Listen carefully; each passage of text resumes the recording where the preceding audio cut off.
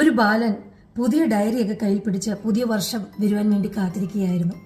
അവൻ പറയുകയുണ്ടായി, പുതിയ വർഷത്തിൽ ഞാൻ നല്ലൊരു മകനായിട്ട് തീരും, ഞാൻ നന്നായിട്ട് പഠിക്കും, എൻ്റെ ദേഷ്യമൊക്കെ ഞാൻ വിട്ടുകളയും, നല്ലവനായി തീരും. ഇതൊക്കെ കേട്ടിട്ട് അവൻ്റെ അച്ഛൻ അവനോട് പറഞ്ഞു, മകനെ, നിന്റെ ഡയറിയിലെ ഇന്നത്തെ ഡേറ്റിലുള്ള പേജ് ഒന്ന് തുറന്നേ. അപ്പോൾ മകൻ ചോദിച്ചു, അതെന്തിനാ അച്ഛാ?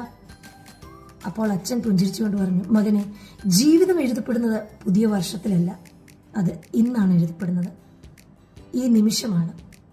നല്ല പ്രവൃത്തി ചെയ്യുവാൻ നാളത്തേക്ക് വേണ്ടി മാറ്റിവെക്കുകയാണെങ്കിൽ ഇന്നത്തെ നല്ല പ്രവൃത്തിയാണ് നീ നഷ്ടമാക്കാൻ പോകുന്നത്. അത് കേട്ട് ആ മകൻ അന്നു മുതൽ നല്ല പ്രവൃത്തി ചെയ്യാൻ തുടങ്ങി. അവൻ്റെ ജീവിതം തന്നെ ആ വാക്കുകൾ മാറ്റിമറിച്ചു. പ്രിയമുള്ളവരെ, നമ്മൾ ഓരോരുത്തരും പുതിയ വർഷത്തിന് വേണ്ടി കാത്തിരിക്കുകയാണ്. പുതിയ തീരുമാനങ്ങളൊക്കെ എടുത്ത് ജനുവരി 1 മുതൽ ഞാൻ അത് ചെയ്യും, ഞാൻ ഇത് ചെയ്യും എന്നൊക്കെ ചിന്തിച്ചിരിക്കുകയാണ്. എന്നാൽ അടുത്ത നിമിഷം നമ്മുടെ ജീവിതത്തിൽ എന്ത് സംഭവിക്കുമെന്ന് പോലും ഗ്യാരണ്ടി ഇല്ലാത്ത ഒരു ലോകത്താണ് നമ്മൾ ജീവിച്ചുകൊണ്ടിരിക്കുന്നത്, അല്ലേ? അതുകൊണ്ട് എന്തെങ്കിലും നല്ല പ്രവൃത്തി ചെയ്യാൻ ആഗ്രഹിക്കുന്നുണ്ടെങ്കിൽ അത് ഈ നിമിഷം തന്നെ ചെയ്തു തുടങ്ങുക. കർത്താവിൻ്റെ ദൃഷ്ടിയിൽ കലണ്ടറിലെ ഡേറ്റിനല്ല മഹത്വം. അവൻ തരുന്ന ഓരോ നിമിഷവും നമുക്ക് ദാനമാണ്. നമ്മളിപ്പോൾ ശ്വസിച്ചുകൊണ്ടിരിക്കുന്ന നിമിഷം പോലും അത് നമുക്ക് ദാനമാണ്. അതുകൊണ്ട് എന്തെങ്കിലും ചെയ്യുവാൻ ആഗ്രഹിക്കുന്നുണ്ടെങ്കിൽ, നല്ല തീരുമാനങ്ങൾ എടുക്കുവാൻ ആഗ്രഹിക്കുന്നുണ്ടെങ്കിൽ അതിപ്പോൾ തന്നെ ചെയ്യുക. കർത്താവ് നിങ്ങളോട് കൂടെ ഉണ്ടായിരിക്കും.